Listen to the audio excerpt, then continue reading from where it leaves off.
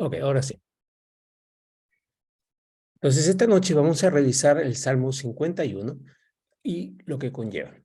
Este Salmo 51 ocurrió así. Era una época en que el rey que estaba gobernando Israel se llama David, y David, sus generales le dijeron, no vas a ir a la guerra porque tú eres muy importante para nosotros y vas a permanecer, pero nosotros vamos a luchar por tu reino. Y él se quedó y paseando así, como que dice, como no tengo nada que hacer, estaba paseando por todo alrededor del palacio y miró hacia abajo y la vio a Betsabé. La deseó, la ordenó a uno de sus personas que lo servían que la llamara, la llevó a su casa, hizo el amor con ella y era casada. Fue un pecado grande, quedó embarazada. Y luego cuando quedó embarazada, llamó al esposo, que era su amigo, un general del ejército, para que viniera y pudieran, digamos, culparlo a él de la paternidad de este niño. Y al no poder hacerlo, porque él se negó a pasar tiempo con su esposa pensando que no era justo que él estuviera con su esposa si todos los otros generales y los soldados estaban en la guerra, y finalmente ordenó que lo dejaran solo en el campo de batalla y fue muerto por el enemigo. En ese momento llega el profeta Natán y le dice, eh, hay una persona, le hace esta historia, hay una persona que tiene mucho dinero, tiene muchas ovejas, y viene un invitado, y en vez de agarrar una de sus ovejas, le quita a un hombre pobre que tiene una sola oveja, le quita esa oveja y la sacrifica y se la presenta de comida a este invitado. David se enojó, estuvo furioso, ¿cómo es posible esto? Vamos a hacer justicia a esta cosa. Y el profeta Natán le dijo, ese hombre eres tú, porque tú le quitaste la única oveja que tenía al general tal. Eso lo hizo despertar y de ahí viene este Salmo 51. O sea, es David de una situación, de un pecado muy fuerte en su vida, que no lo había, ¿cómo te puedo decir? No lo había integrado de tal manera, se da cuenta de la magnitud de su error, porque había estado bien bloqueado, ¿no? Y narra y empieza a escribir este Salmo. Y este Salmo es una enseñanza enorme para todos nosotros, ¿sí? Ok. En primer lugar, dice así, versículo 1. David está orando, dice, ten piedad de mí, oh Dios, conforme a tu misericordia. Miren que no dice perdóname por este pecado. Ten piedad significa, esto no es perdonable, esto ya es un grado mayor, ¿no? Y le pide conforme a su misericordia, no que le haga perdón por el juicio, ni que tenga que pagar algo, porque dice, lo que he hecho solamente por la misericordia de Dios puede ser limpiado de alguna forma. ¿Okay? En primer lugar, reconoce. Y curioso, cuando vemos hacia nosotros el pecado que todos tenemos hasta que recibimos a Jesús, porque Jesús fue bien claro, el Espíritu Santo va a convencer al mundo de pecado, de justicia y de juicio, de pecado porque no creyeron en mí. Mientras no creemos en Jesús, lo aceptamos a Él como Señor y Salvador, estamos en pecado. Entonces, y solamente por la misericordia de Dios que Él nos perdona, que nos perdona, ¿no? Y nos pasa a su reino. Ok. No es lo mismo, obviamente, pero esa es la actitud. Agarra y dice, no hay forma que me perdones. Igual nosotros también. Pablo fue bien claro, no es por obras, es por gracia, ¿no? En Efesios 2:8-9. Seguimos, dice, conforme a la multitud de tus piedades, se está diciendo, el único que puede hacerlo es tú, porque tú tienes un poder inmenso, tu piedad y tu misericordia es en grado increíble. Hasta esta brutalidad que he hecho, tú la puedes borrar. Y miren lo que le pide. Nosotros pensaríamos que está escrito en un libro y lo van a borrar nada más. La palabra que usan en el idioma original, porque esto está en hebreo originalmente, obviamente, es una palabra que significa algo parecido a pon una bomba y que no quede ni siquiera huella del sitio donde estuvo escrito, ¿no? O sea, y que no solamente del sitio que está escrito, sino que arranques el motivo por que fue escrito, o sea, como que arranque de sí la maldad o la raíz de ese pecado, ¿ya? Borra mis rebeliones, dice. Y ojo que no está hablando ya solamente de la rebelión que hizo ahí, sino después de darse cuenta, se da cuenta de todas las cosas que tenía en sí. El arrepentimiento de David a partir de este error, no solamente se arrepintió de ese pecado que era terrible, sino de una sucesión de cosas que luego las va narrando en diferentes salmos, diferentes partes. ¿Sí? Ok, entonces ese es el primer punto. Ahora dice, lávame más y más de mi maldad. Y contraparte, me he dado cuenta, pero no necesito una limpiadita, no una pasadita, no. Necesito que me laves profundamente y que no pares de lavarme.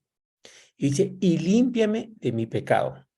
El pecado, sabemos, es no apuntar al sitio correcto. O sea, no solamente ese pecado ahí, sino de la naturaleza pecaminosa, es la traducción. Nuevamente, se ha dado cuenta que no solamente es el hecho, sino que en su naturaleza. Como dijo Jesús, en nosotros conocemos no mora el bien. Estamos muertos para Dios y por medio de Cristo hemos resucitado a una nueva vida. Somos nuevas criaturas, las cosas viejas pasaron y aquí todas son hechas nuevas. Lo reconoce y pide una limpieza muy grande. Ahora dice, ¿por qué? Primero, se da cuenta del pecado, ¿correcto? O sea, el diagnóstico. Y mucho más, dice, yo soy gran pecador enorme. Pero nuevamente no por eso, sino eso lo hace ver todas las otras cosas, que él no tenía, digamos, que no era una persona santa, buena, ¿no? Ok. Y dice en ese momento, porque yo reconozco mis rebeliones. Lo que estoy diciendo es, y no está hablando de eso nuevamente, sino está hablando de todo. Y mi pecado está siempre delante de mí. Día y noche me persiguen.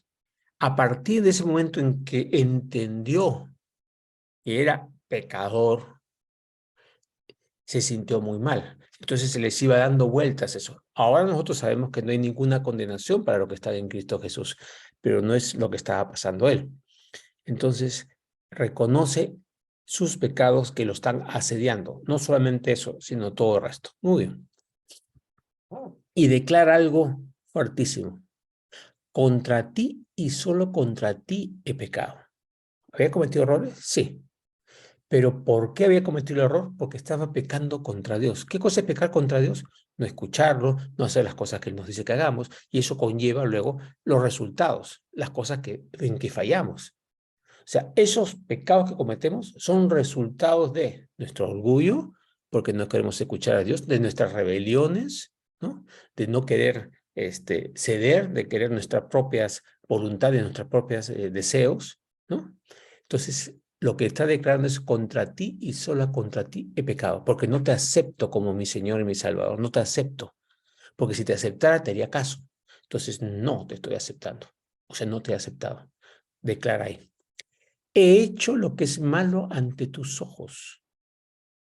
Y lo que declara ahí es, quedará demostrado que tienes razón en lo que dices y que tu juicio contra mí es justo. En otra traducción dice, ganarás tu caso en los tribunales. O sea, no hay forma, por más defensa que presente, por más palabrería que diga, lo que sea, que yo quede limpio porque no soy limpio. Yo soy culpable, soy pecador.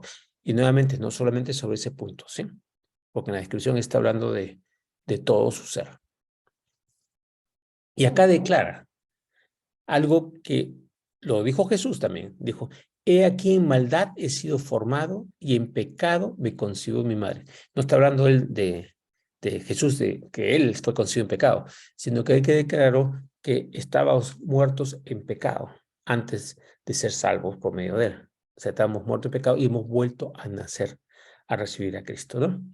Entonces, acá hay un pedacito de esto que muchos lo interpretaron mal. Decían, seguro su papá, y vamos a la historia, el profeta que estaba en esa época que había ungido a Saúl y luego ungió a David, fue a la casa de su padre, de David, porque Dios le dijo, anda a la casa de Isaí y ora por ellos y yo te voy a mostrar a quién vas a ungir como próximo rey. Trajo el primero grandazo, fuerte, guapo, un soldado, y el profeta Samuel pensó, oye, este debe ser el escogido. Y Dios le dice, no mires la apariencia externa porque yo miro el corazón. Y dijo, no. Y pasó, hijo tras hijos, no, no, no, no. Y al final dijo que no tienes más hijos. Bueno, tengo uno que está cuidando las ovejas, tráelo. Y será David. Y David fue ungido como rey. Entonces hay gente que dice que David era menospreciado de su padre. Sí, por supuesto. Pero decían que, seguramente su madre pecó, fue con otro y por esto. Pero no es esto lo que está diciendo este versículo, es una mala interpretación.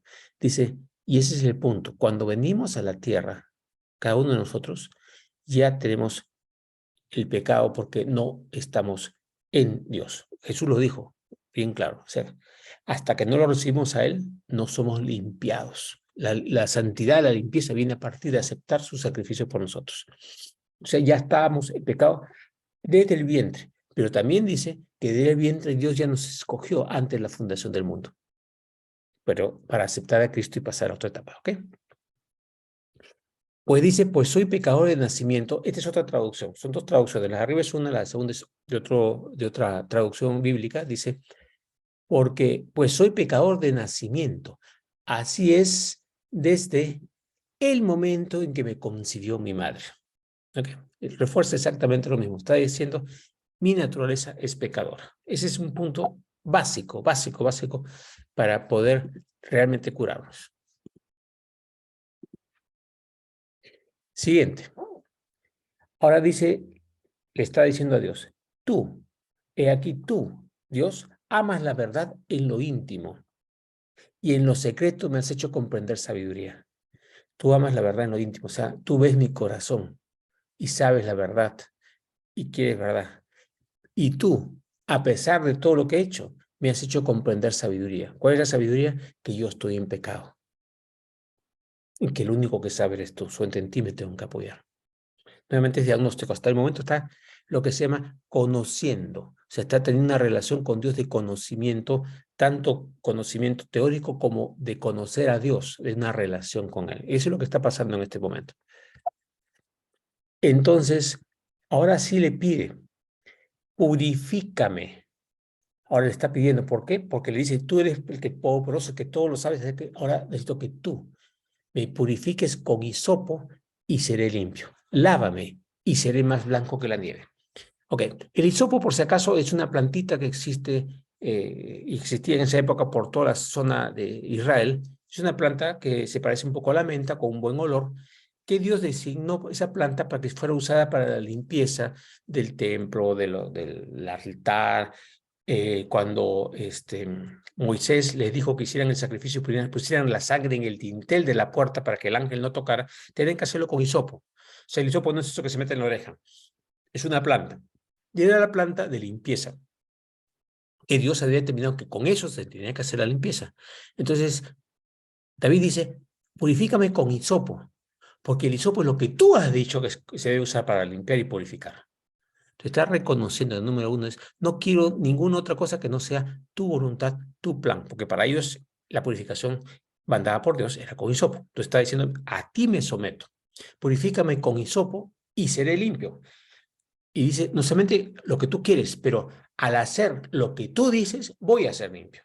Lávame, tú lávame y seré más blanco que la nieve. Tú. Entonces le está reconociendo poder a Dios. El único que lo puede limpiar es lo que está haciendo, como hizo el ladrón cuando estaban en la cruz y le dijo, Señor, acuérdate de mí cuando estás en tu reino, está reconociendo poder.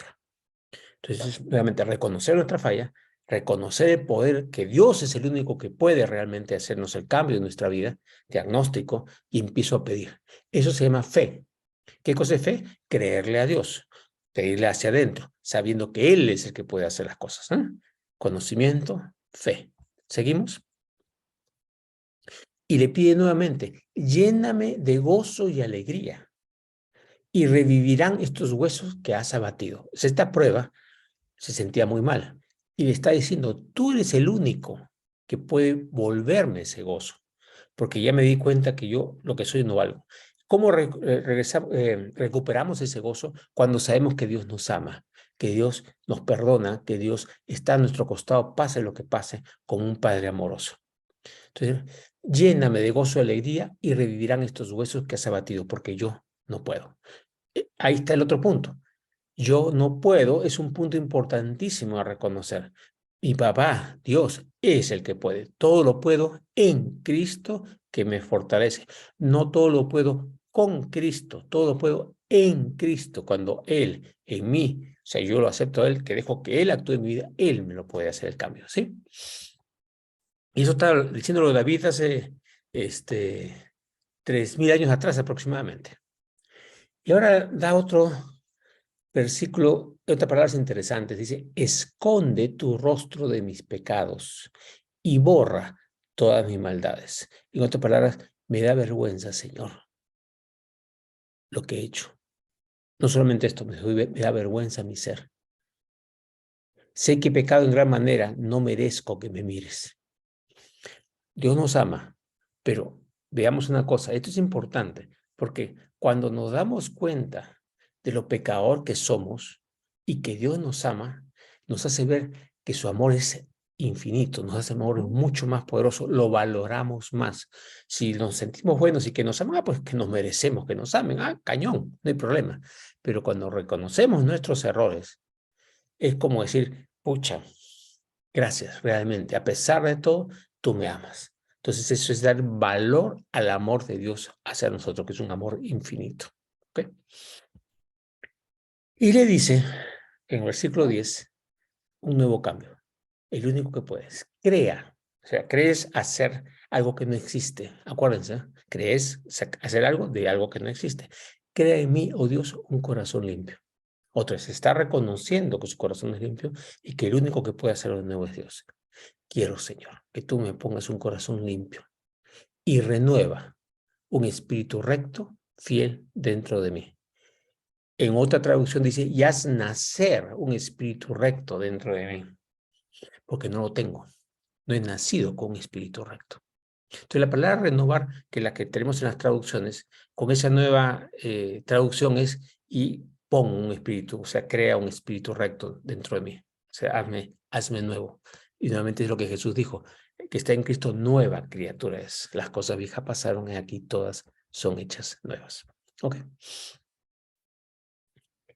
Acá hay un pedacito que también es, me merezco que me eches, porque lo que yo soy, no te merezco. Entonces, no me eches de delante de ti y no quites de mí tu Santo Espíritu o tu Espíritu de santidad. No estoy hablando del Espíritu Santo, en ese momento no conocían qué cosa era un Espíritu Santo todavía. Eso lo habló Jesús cuando vino.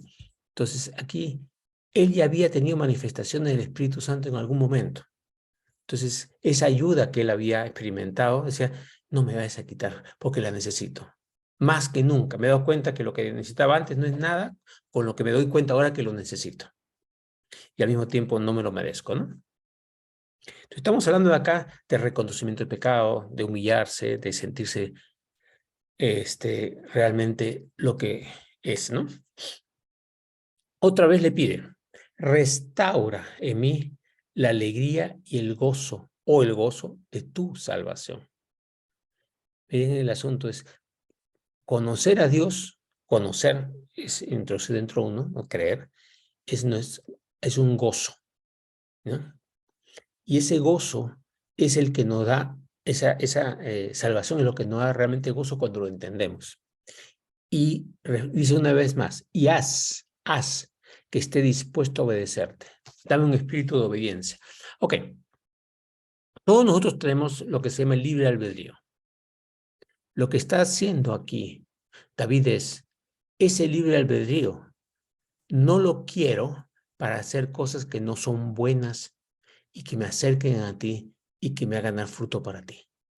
Renuncio a mi libre albedrío en las cosas que no permitan que yo esté caminando contigo. ¿Ok? El Señor dice, ¿quieres comerte una carne de pavo o una carne de pollo? Bueno, libre albedrío, tú haces cuál de los dos. Por supuesto, te dice la que esté buena y no esté malograda, ¿no es cierto? Pero no hay problema con ese tipo de cosas. Pero hay momentos en que tomamos decisiones que son totalmente aberraciones para nuestro espíritu, para nuestra alma, ¿no? Entonces, ¿qué le dice? Que esté dispuesto a obedecerte. O sea, no solamente conocer la palabra, sino que estoy dispuesto. O sea, es lo que me diga, Señor, voy a hacer. Pero con disposición, o sea, no es, bueno, pues ya que me queda, si Dios me pide, lo voy a hacer. No, es, wow, si Dios me lo pide, quiero hacerlo, porque sé que me va a dar más bendición, voy a estar mejor, porque sé que me ama y que Él no va a pedirme nada que no es lo mejor para mí y para Él, para su plan. Así que estoy dispuesto a lo que sea que me pida. Mira la petición, cómo cambia David en este salmo. Es un cambio gigantesco, le está pidiendo una verdadera renovación, un nuevo ser. Ok, seguimos. Y ahora viene lo interesante. Hasta ahí, primero, conocimiento del pecado, luego reconocimiento de lo que es Dios, dándole poder, pidiéndole ayuda sabiendo que Él puede. Y ahora dice, ahora sí, con todo esto voy a poder hacer lo que tú quieres hacer. Entonces, una vez que te he reconocido el pecado y una vez que te he pedido ayuda y tú lo vas a hacer en mí, entonces enseñaré a los transgresores rebeldes tus caminos. Como ya me di cuenta que soy un transgresor y me doy cuenta de mis pecados, y sé lo malo que soy, puedo decirle a la gente, miren, yo soy un mal ejemplo de lo que es y puedo enseñar a otros, porque puedo enseñar tus caminos, porque ya vi que los míos están equivocados. Y dice, y al hacer eso, y al compartir lo que Dios te ha enseñado, dice, y los pecadores se convertirán a ti. ¿Cómo es nuestro testimonio? Muchas veces hablamos solamente de nuestras cosas que sabemos y todo, pero muchas veces el testimonio de dónde hemos salido y a dónde el Señor nos ha puesto es lo que ayuda a mucha gente a convertirse a Él. ¿Sí? ¿Seguimos? Ahora dice, líbrame de homicidios, oh Dios, Dios de mi salvación. Homicidios en ese momento había hecho algo, permitido, buscado que alguien muriera para eso, pero está hablando de homicidios en plural. Entonces, lo que él se dio cuenta de que su alma era mucho más que solamente un hecho en esa exploración. Entonces, líbrame de todas mis desviaciones, ¿no? Esa es una forma de decir, de todo lo que he caminado. Oh Dios, Dios de mi salvación. Y otra vez es, tú eres el que me puedes librar porque tú eres mi salvación y quiero estar dispuesto a hacer lo que sea que tú me pidas, porque ya me di cuenta que sin ti no salgo nada. ¿Y qué va a pasar? Y gracias a eso cantará mi lengua en alta voz tu justicia. O sea, proclamaré tu justicia. No lo diré nada más. O sea, sí, oye, sí, yo creo en Dios. No, Dios es importante. Mire, está dando milagros. Es el que hace todo, el que está en control de mi vida. Y cuando no lo hacemos, me pasa. O sea, declaramos con todo nuestro corazón. Cuando hay un verdadero arrepentimiento, lo que debemos hacer es darnos cuenta de nuestro error. Y al darnos cuenta de nuestro error, nos damos cuenta de lo grande que es Dios. Entonces, ¿qué tenemos que hacer? Mencionar lo grande que es Dios. Y entonces, por eso cantará mi lengua en alta voz tu justicia. Vamos a proclamar la justicia de Dios.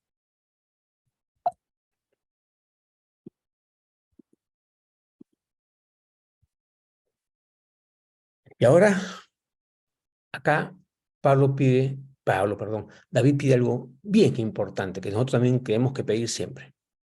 Dice, desata mis labios, oh Señor, para que mi boca pueda alabarte.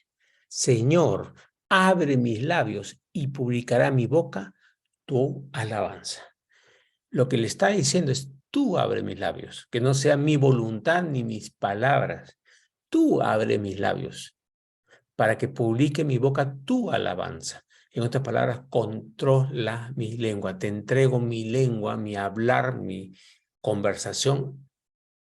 Te la entrego para que tú tomes control de ella, ¿no? Cuando vemos en el Nuevo Testamento, vemos, abre tú la boca y yo la llenaré, dice el Señor, ¿no? Por medio del Espíritu Santo, que es parecido, pero sería un complemento a esto. Entonces, David está diciendo, usa mi boca, te doy autoridad para que tú tomes el control de mi boca, de mi lengua, mis labios, para que pueda yo expresar lo que tú quieres decir. Y dice, ya estamos acabando, porque no quieres sacrificio que yo lo daría, no quieres holocausto. Muchas veces podemos querer hacer algo para pagar nuestros errores. Dios no quiere los sacrificios para pagar nuestros errores. Lo que quiere es que nos demos cuenta de quiénes somos, de la verdad que hay en nosotros por medio de Jesús y que querramos hacer el cambio. No quiere sacrificio ni quiere holocausto. Yo voy a explicarlo mejor ahorita. El sacrificio que sí deseas, y estas son dos versiones acá, es un espíritu quebrantado. Tú no rechazarás un corazón arrepentido y quebrantado, oh Dios. O al corazón contrito y humillado no despreciarás tú, oh Dios. Jesús habló de que él era manso y humilde de corazón, ¿sí? Y lo que nos está hablando acá David es lo mismo. Es un anticipo de lo que Jesús va a decir. Es que quiere un corazón contrito. ¿Qué es contrito? Arrepentido, que se da cuenta de que, pues, que no es para nada perfecto. Humillado en el mismo sentido. Pucha, sin Dios no soy nada. Es humilde. Humillado no quiere decir maltratado, apisonado. No, no, no. Que ha reconocido su condición de pecador. Corazón contrito, humillado, no despreciarás tu Dios. O sea, una vez que estamos en ese estado, Dios no nos desprecia para nada. Más bien, hijo, has aprendido. Gracias. Ahora, nuevamente, y ahí te voy a usar. Entonces, después de declarar lo que él va a hacer y que quiere hacer, ahora pide algo. Mira a Sión con tu favor y ayúdala. Reconstruye las murallas de Jerusalén. Y ahí, en ese momento, mucha gente piensa, David está pidiendo pues que arregle la ciudad, ¿no? Sión, el monte. Pero en ese momento, él estaba en su etapa de guerrero, le estaba yendo muy bien. O sea, no había problemas de seguridad. Entonces, hay gente que dice lo que está hablando él ahí es de la Sión espiritual. Sión como representando al pueblo de Israel, ¿no? Y reconstruir las murallas es por protección nosotros para que no caigamos ante el enemigo. Se puede tomar física, se puede tomar espiritualmente, pero según la circunstancia histórica, esto es más espiritual que físico. Y eso es algo que tenemos que clamar cada uno de nosotros, ¿no? Ayúdanos. ¿Quién es Sión en nuestro caso? Sión sería el Monte Santo. Nosotros somos el templo de Dios. O sea, digamos, donde pusieron el templo fue en el Monte Sión, ¿no? Y nosotros somos el templo de Dios. Entonces, ¿qué cosa es? Ayúdanos, Señor, ayúdanos, porque necesitamos tu ayuda. Y reconstruir las murallas significa como pon un cerco de protección para que no caigamos en manos del enemigo. Pero eso es, al reconstruir las murallas, no solamente ahí la muralla está puesta, no. En las murallas se ponen vigías, o sea, estamos alertas al ataque del enemigo. ¿Ya? Las murallas no solamente son, ahí está la muralla y no pasa nada, no, las murallas es una protección extra, pero nosotros tenemos que estar alerta para no caer. ¿Ok? Mírenla. Y el último versículo dice, después que pase todo esto, y después que yo ya esté haciendo lo que tú quieres, que estoy siendo usado por ti y lo que tú me estás pidiendo que haga, entonces, dice, te agradarán los sacrificios de justicia, un sacrificio con un espíritu correcto, el holocausto u ofrenda del todo quemada. Entonces ofrecerán becerros sobre tu altar. Lo que está diciendo es que muchas veces queremos pagar por nuestros pecados. Lo que el Señor quiere no es pago por los pecados, porque ¿quién es el que ha pagado por nuestros pecados? Jesús. Cuando Dios dio los mandamientos a Moisés, una de las cosas que tenían que hacer es tomar el cordero la noche de Pascua y después cada vez y lo cocinaban y lo comían totalmente, no dejaban ni un pedacito. Entonces, cuando el cordero era más grande, juntaban 2 o 3 familias para acabarlo. No debía quedar nada, esa era la orden, no debía quedar nada. Y en caso de que ya no pudieran comer más, tenían que quemar los restos y que no quede nada. El simbolismo es, Jesús viene a tu vida y tienes que dejarlo entrar en todas las partes de tu vida. Cada palabra que Jesús ha dado, tienes que comerla. No es esta me gusta, esta no me gusta. Esta la quiero, esta no la quiero, esta la acepto, no la acepto. No, es para comerla totalmente. Entonces, el simbolismo también acá es tenemos que tomar totalmente el cuerpo de Jesús. O sea, totalmente su palabra. Todo. Ni un pedacito lo dejamos fuera. Entonces, podemos hacer, entonces Dios acepta los sacrificios que hacemos físicamente, pero lo más importante es el cambio anterior. ¿Sí? Ok. Te damos gracias, Señor, por este salmo y gracias por poderlo compartir con tu familia. En el nombre de Jesús te lo pedimos. Amén.